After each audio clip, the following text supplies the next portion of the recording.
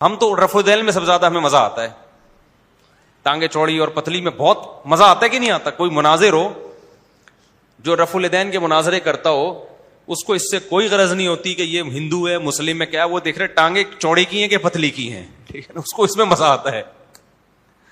رفع الیدین کیا ہے کہ نہیں کیا؟ آمین زور سے کہیے، آہستہ کہیے۔ یزید کے بارے میں کیا رپورٹ ہے اس کی، اس کا نظریہ کیا ہے؟ تو شخصیات کو لے کے یا نمازوں میں چھوٹے موٹے اختلافات کو لے کے ہم تو ان چیزوں کو بہت ویلیو دیتے ہیں۔ الحمد سے لے کے قرآن جن چیزوں کو ویلیو دیتا ہے وہ اس کے علاوہ ہیں۔ تبھی بار بار ہم کہتے ہیں قرآن کو قرآن کی زبان میں سمجھو۔ تفسیروں میں بھی بعض دفعہ یہ ہوتا ہے کہ جس کا جو دماغ ہوتا ہے نا، جو وہ لوگوں کا مائنڈ سیٹ کرنا چاہ رہا ہوتا ہے، وہ تفسیر میں اسی حساب سے تفسیر کرتا ہے۔ تو آپ جس کی تفسیر پڑھو گے نا، مفسر کا جو نظریہ ہوگا، مفسر کی نظر میں جن باتوں کی ویلیو ہوگی، آپ اس کو فوکس کرنا شروع کر دو گے۔ رائٹر کا بڑا اثر پڑتا ہے کہ جس نے لکھی تاریخ، پتہ ہے کیا ہے ہسٹری میں ہوتا کیا ہے؟ ہسٹری جب بھی پڑھی جاتی ہے نا، یہ نہیں کہ منہ اٹھا کے جس کی چاہے کتاب پڑھ لو۔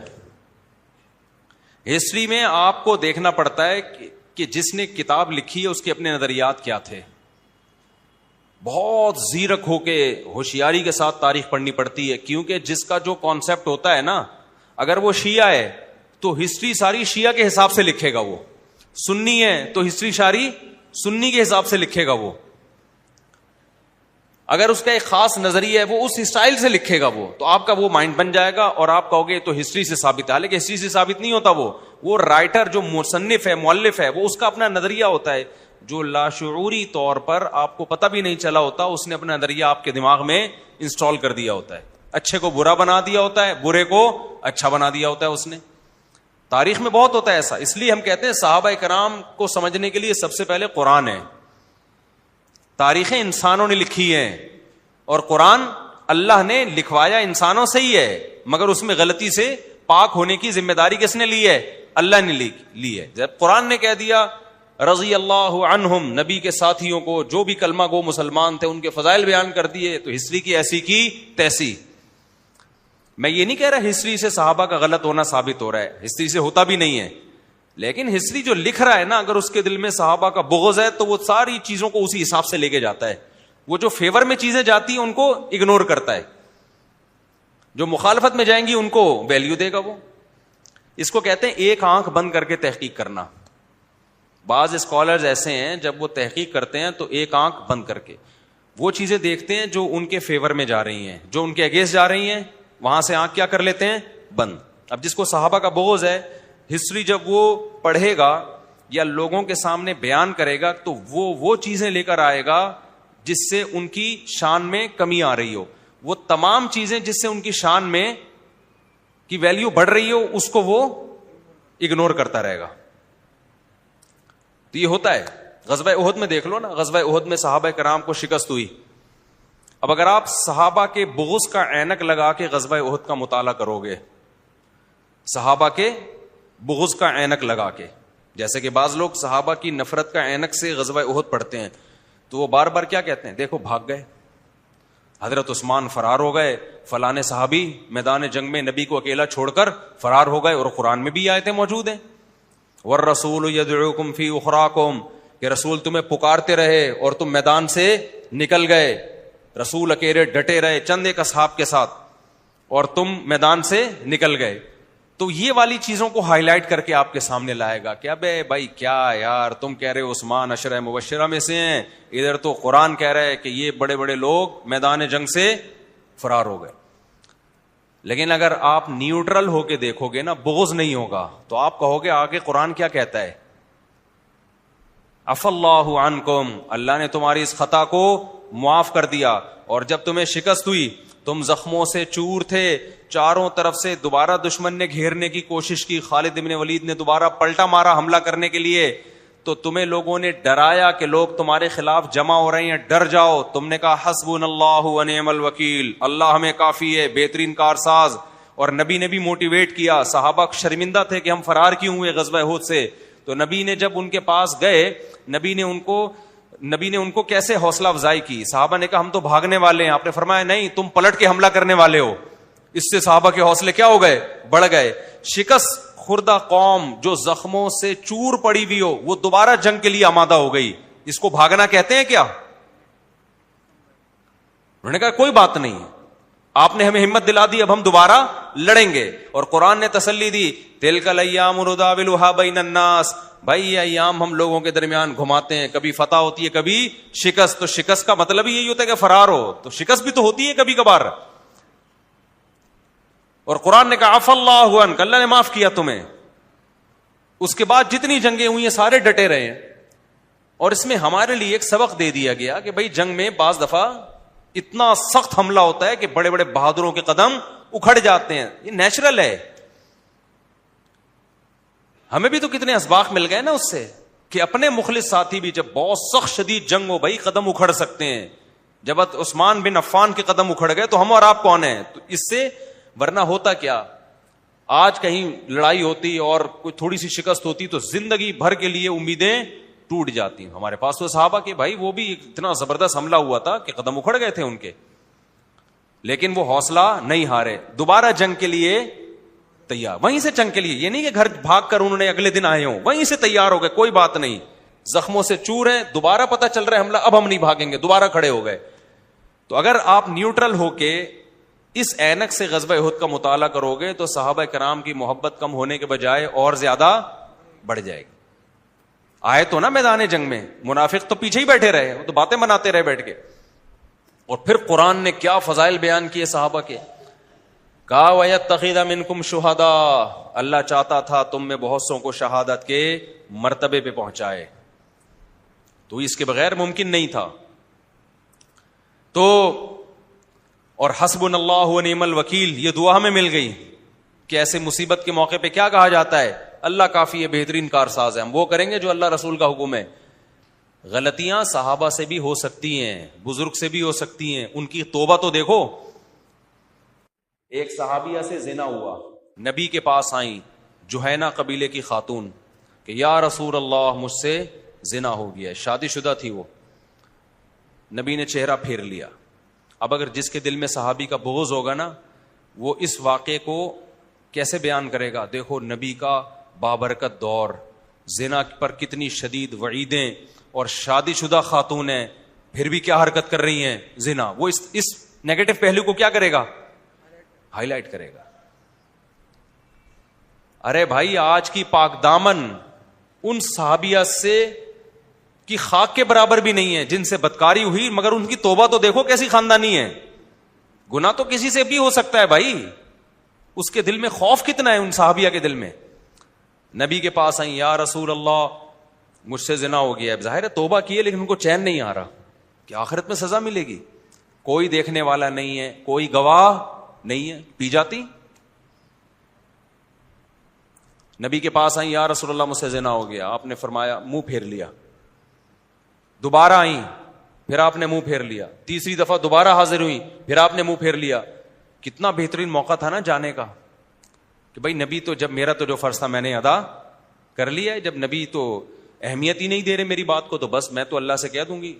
دل میں غم کتنا ہے کہ بھائی ایک دفعہ سزا مل جائے تاکہ بالکل آخرت میں کیا ہو معاملہ نیٹ کلین, خوف ہے آخرت کا. پھر چوتھی دفعہ آئی ہیں تو نبی نے فرمایا کہ تمہارے پیٹ میں تو بچہ ہے, تمہیں اگر ہلاک کریں گے, پتھروں سے ماریں گے تو بچہ بھی ضائع ہوگا. یہ نہیں کہا کہ ہم ماریں گے ضرور تمہیں, ایک ہیلا اختیار کیا. وہ صحابی آ گئیں, بچہ پیدا ہو گیا تو بچہ لے کے آئی. یا رسول اللہ یہ دودھ پیتا بچہ پیدا ہو گیا, اب آپ میرے ساتھ مجھے سزا دیں. نبی نے فرمایا اس بچے کو تمہاری ضرورت ہے, ابھی تمہیں رجم کیا تو نقصان کس کا ہے؟ بچے کا. یہ کہاں سے دودھ پیے گا, اس کو کون پالے گا؟ وہ دوبارہ گئیں, بچہ جب 7 سال کا ہو گیا نا, انگلی پکڑ کے چلنا شروع ہو گیا.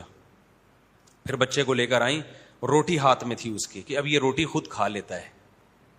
سمجھتے ہو کہ نہیں سمجھتے؟ پھر نبی نے حکم دیا ان کو رجم کیا جائے. تو صحابہ کرام نے پتھر مارے اور ان کو رجم کیا. نبی صلی اللہ علیہ وسلم نے نماز جنازہ کا اعلان کیا, نماز جنازہ پڑھانے لگے. حضرت عمر نے فرمایا, یا رسول اللہ ایک عورت بدکار تھی اور آپ اس کا جنازہ پڑھا رہے ہیں.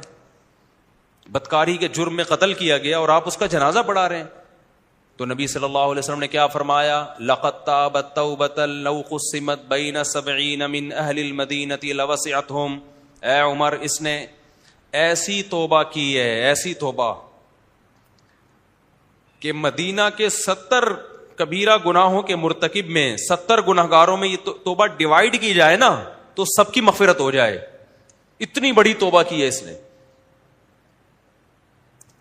اب جو نیگیٹو سوچے گا وہ اس زنا کو دیکھتا رہے گا. ابے یار، نبی کے دور میں ہو کے نبی کی زیارت کی، اتنا پاکیزہ ماحول، اور شادی شدہ بھی ہیں. جس کے سوچ میں گند بھرا ہوا ہوگا وہ یہی کرے گا نا. کیا خیال ہے بھائی؟ سوچتا رہے گا. نبی کی وضاحت کے بعد بھی وہ یہی سوچتا رہے گا. جو بغض صحابہ ہوگا جس کے دل میں. لیکن جو نیوٹرل ہوگا نا، جن کی اوپر کھوپڑی صحیح سوچتی ہے، کہتے ہیں بھائی ہم زنا نہیں کرتے، لیکن خدا کی قسم ہم ان کے برابر نہ کر کے بھی نہیں پہنچ سکتے جو ان کا معیار تھا. اللہ نہ کرے ہم سے ہو جائے تو ہم ایسی توبہ کر سکتے ہیں کیا؟ تصور سے ٹانگے انسان کی کانپ جائیں اور رونگٹے کھڑے ہو جائیں. یہ منظر آپ نے دیکھا نہیں ہے رجم کا؟ دیکھ لو تو آدمی بے ہوش ہو جائے. یار کیسے پتھر سے اپنے آپ کو انسان ہلاک کرواتا ہے. ایک تو ہوتا ہے گردن اڑا دینا آسان ہے، آج کل وہ بھی کوئی نہیں کرتا. اور اپنے آپ کو پتھروں سے مار کے ایسی توبہ کون کرتا ہے؟ ماعز رضی اللہ تعالیٰ عنہ صحابی رسول، ان سے بھی یہی ہوا. ہوتا یہ تھا کہ بعض لوگوں کو زمانے جاہلیت میں ایک لت پڑ گئی تھی، عادت. جس گناہ کی عادت پڑ جاتی وہ فوراً نہیں چھوٹتا. اسلام لے آئے، توبہ کر لی، لیکن گناہ وہ پھر ہو گیا ان سے. شہوت کا غلبہ ہوا حضرت ماعز رضی اللہ تعالیٰ عنہ سے، خواہش کا غلبہ ہوا. شیطان جب انسان پہ سوار ہوتا ہے تو وہ بالکل اپنے اختیار سے بعض دفعہ باہر ہو جاتا ہے. ان سے زنا ہو گیا. وہ بھی شادی شدہ تھے، وہ بھی نبی کے پاس آئے. یا رسول اللہ مجھ سے زنا ہو گیا، اللہ کا حکم جاری کریں. آپ نے وہاں بھی منہ موڑ لیا. آپ نہیں چاہتے تھے کہ یہ آئیں، بس مقصد ہے توبہ کریں اللہ سے. بس کیوں آ رہے ہیں میرے پاس؟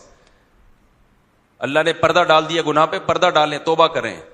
لیکن ان کے دل میں خوف کہ یار یہ دنیا کچھ بھی نہیں ہے، اصل کیا ہے؟ آخرت. پھر دوبارہ آئے، پھر تیسری دفعہ آئے، پھر چوتھی دفعہ آئے. پھر نبی نے حکم دیا ان کو رجم کیا جائے. تو صحابہ ان کو ایک پتھریلی جگہ پہ لے کر گئے. جو حدیث کے الفاظ ہے، جب ان کو پتھر مارنا شروع کیے تو وہ زخموں کی تاب اور درد کی شدت کو برداشت نہیں کر سکے اور بھاگ گئے. ہوتا ہے نا، جب ظاہر ایک انسان کے اختیار سے باہر ہے پتھر کھانا، تو وہ بھاگے ہیں. تو وہ صحابہ کرام ان کے پیچھے، اور بالآخر ان کو گھیر کے رجم کر دیا ان کو. تو نبی صلی اللہ علیہ وسلم کو جب اطلاع ملی کہ وہ بھاگ گئے تھے تو آپ نے فرمایا ہلا ترکتموہ، اگر وہ بھاگ گئے تھے تو تمہیں ان کو چھوڑ دینا چاہیے تھا، پھر نہیں گھیرنا چاہیے تھا. اسی سے علماء نے مسئلہ استنباط کیا ہے کہ جو گواہوں کے ذریعے سزا ثابت ہو نا، اس میں تو بھاگنے نہیں دیا جائے گا. لیکن ایک آدمی نے خود اقرار کیا ہے تو اس کے بھاگنے کو یہ سمجھا جائے گا جیسے اس نے اس اقرار سے رجوع کر لیا ہے. سمجھ میں آ رہی ہے بات؟ تاکہ حد کو کیا کیا جائے؟ ساقط. شریعت میں حد کوئی پسندیدہ چیز نہیں ہے. حدیث میں آتا ہے ادرؤ الحدود ما استطعتم، جتنی استطاعت ہے حد کو ساقط کیا جائے گا. ذرا سا بھی شبہ ہوگا حد ساقط ہو جائے گی. تو کیونکہ گواہ سے تھوڑی ثابت ہے، یہ تو خود انہوں نے کہا ہے. تو نبی نے فرمایا کہ جب خود فرار ہو گئے تو چھوڑ دیتے ہیں ان کو تم.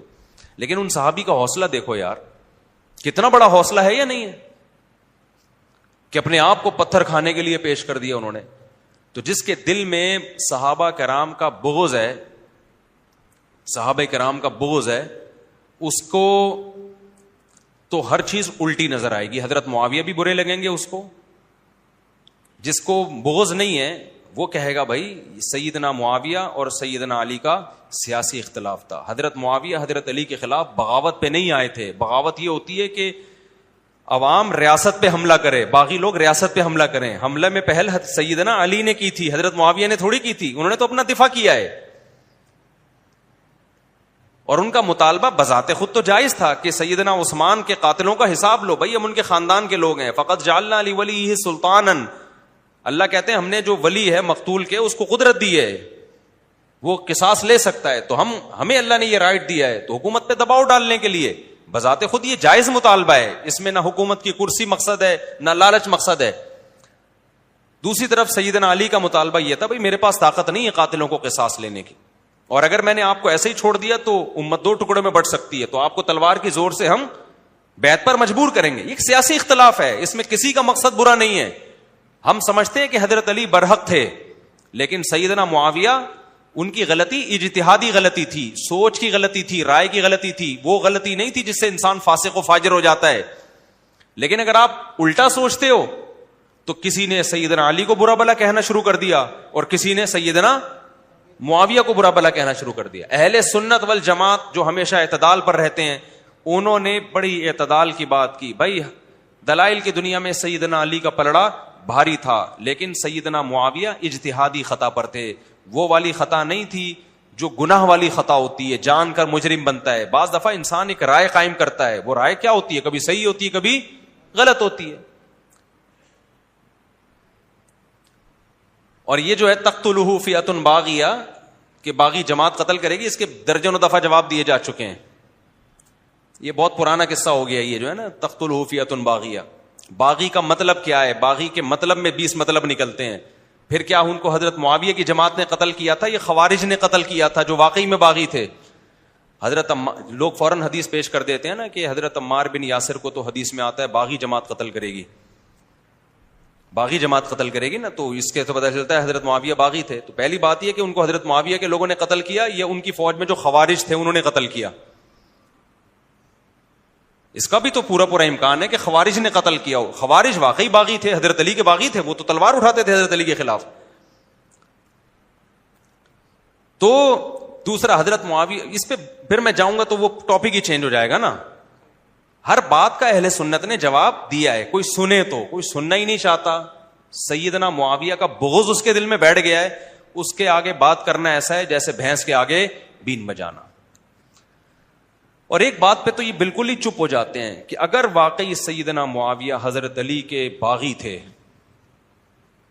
سیدنا معاویہ اور یہ بغاوت جان بوجھ کر ان کو پتا تھا میں باغی ہوں پھر بھی لڑ رہے تھے، وہ ان کو پتا تھا میں ناجائز کر رہا ہوں، کرسی کا معاذ اللہ کی لالچ ہے مجھے، پھر بھی کر رہے تھے وہ، تو کیا وہ عادل ہو سکتے ہیں؟ بولو، عدل والے ہو سکتے ہیں کیا؟ پھر فاسق نہیں کہلائیں گے وہ؟ اور تمام محدثین کا اتفاق ہے کہ فاسق کی حدیث قابل قبول نہیں ہے۔ جو کھلے عام فسق کے مرتکب ہوتے ہیں نا، عقیدے کی خرابی کو محدثین نے برداشت کیا ہے، فسق کو محدثین نے برداشت نہیں کیا۔ آپ کو پتا ہے بخاری مسلم کے راویوں میں بدعتی راوی موجود ہیں، بدعتی راوی موجود ہیں، کیونکہ وہ نظریے کی خرابی تھی، عمل کی نہیں۔ کس کی؟ نظریے کی۔ لیکن جو عملی خرابی ہے نا، اس کی روایت کو محدثین نے صحیح قرار نہیں دیا۔ نظریے کی خرابی تو کانسیپٹ کلیئر نہ ہونے سے ہو جاتی ہے نا، انہوں نے کہا اس کا سچ اور جھوٹ سے کوئی تعلق تھوڑی ہے، نظریہ ہی بندے کا ٹھیک نہیں۔ جیسے ایک غیر مسلم ہے، نظریہ ٹھیک نہیں ہے نا اس کا، لیکن عین ممکن ہے کہ وہ کیریکٹر کا ٹھیک ہو، سچ بولتا ہو، ہے یا نہیں؟ اگرچہ حدیث میں غیر مسلم کی روایت نہیں لی گئی ہے، اس میں معیار اور اونچا رکھا گیا ہے، لیکن ایک جنرلی میں ایک بات کر رہا ہوں کہ ایک آدمی کے کانسیپٹ ٹھیک نہیں ہوتے مگر وہ کیریکٹر کا صحیح ہوتا ہے، جھوٹ نہیں بولتا۔ تو ایسے محدثین نے حدیث کے راویوں میں ایسے راویوں کو لیا جو بدعتی تھے لیکن ان کے کیریکٹر پہ انگلی نہیں اٹھی، دو نمبر نہیں تھے وہ۔ تو ایسی حدیثیں ہیں، اور بخاری میں بھی ہیں، مسلم میں بھی ہیں، لیکن ایسی کوئی حدیث محدثین نے نہیں لی، اس کو صحیح نہیں قرار دیا، لی تو ہے مگر پھر صحیح قرار نہیں دیا، جس کے راوی کیریکٹر لیس ہوں۔ سمجھ رہے ہو؟ تو اب مجھے ایک بات بتاؤ، حضرت معاویہ اگر معاذ اللہ حضرت علی کے خلاف کرسی کی لالچ میں سب کچھ کر رہے تھے، نبی کی حدیثوں کو بھی جیسے لوگ الزام لگاتے ہیں پسے پش ڈال دیا تھا، تو پھر وہ کیریکٹر والے ہوئے یا کیریکٹر لیس ہوئے معاذ اللہ؟ کیونکہ داماد رسول کے خلاف لڑنا اور اتنی بڑی قوم کو لے کے لڑوانا، اس سے بڑا جرم کیا ہو سکتا ہے؟ تو پھر امام بخاری کے لیے حضرت معاویہ سے حدیث لینا جائز ہوگا؟ تو کیوں لیا امام بخاری نے حضرت معاویہ کی حدیثوں کو نقل کیوں کیا ہے؟ یہ الزام کس پہ لگتا ہے؟ سیدنا حضرت امام بخاری پہ لگتا ہے کہ نہیں لگتا؟ امام مسلم نے کیوں لی حضرت معاویہ سے؟ امام نسائی نے کیوں لی؟ صحاح ستہ کے مؤلفین نے، تمام محدثین حضرت معاویہ کی حدیث کو کوئی بھی ریجیکٹ نہیں کرتا کہ کیونکہ سیدنا معاویہ آ رہے ہیں تو معاذ اللہ یہ چونکہ فاسق تھے لہذا ان کی حدیث ضعیف ہے، ہم نہیں لیتے. کسی محدث نے بھی ایسا نہیں کیا. تو آپ کبھی علماء دیوبند کو برا کہتے ہو، کبھی بریلویوں کو، کبھی اہل حدیثوں کو کہ یہ ماموں کے پیچھے پڑے رہتے ہیں معاویہ معاذ اللہ. تو آپ امام بخاری کو برا کیوں نہیں کہتے بھائی؟ کہ آپ ایک ایسے شخص سے حدیث لے رہے ہو اور رضی اللہ انہیں بھی لکھ رہے ہو اس کے نام کے آگے عزت دے کے، جو معاذ اللہ فاسق تھے. تو یا تو فاسق نہیں تھے،